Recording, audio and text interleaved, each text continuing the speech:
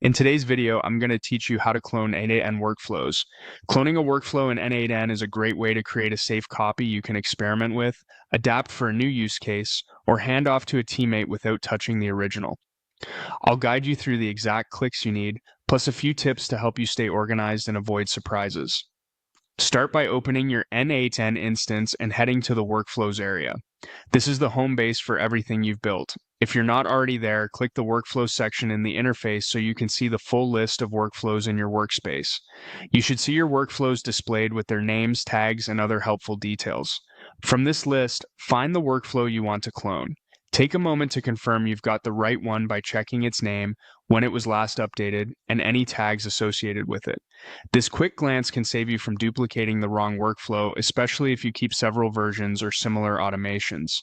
Click the workflow to open it. You'll land on the editor canvas where you can view its nodes, connections, and settings. With the workflow open, look to the top right corner of the screen for the three-dot menu.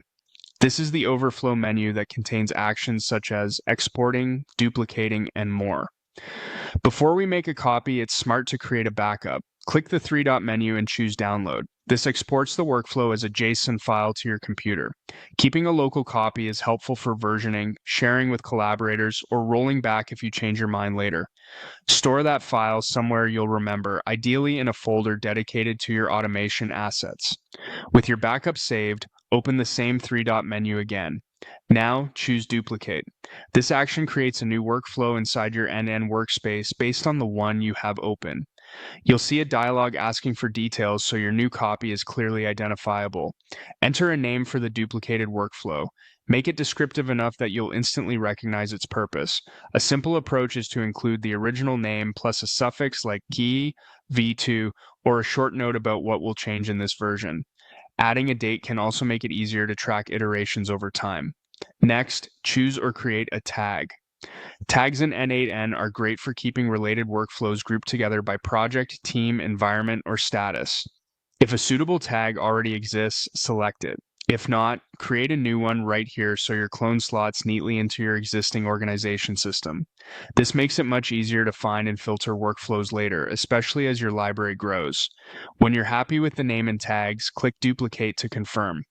N8N will create the clone and open it for you. You now have a separate, independent workflow that won't affect the original when you make changes. This is exactly what you want for testing edits, trying new nodes, or preparing a customized variation for a different process. From here, you can review the duplicated workflow to ensure everything looks as expected. If your workflow relies on credentials, environment-specific URLs, or test data, make a mental note to double-check those values before you run anything. Cloning preserves the structure, but it's still your call to adapt details for the target environment. To recap the flow you followed, you navigated to your workflows list, opened the workflow you wanted, used the three-dot menu to download a backup JSON, then opened that menu again to duplicate the workflow, named the copy, added tags, and confirmed. That's all it takes to safely clone an N8N workflow while staying organized and protecting your original. Keep that downloaded JSON in a safe place and name your copies consistently so future you can quickly tell them apart.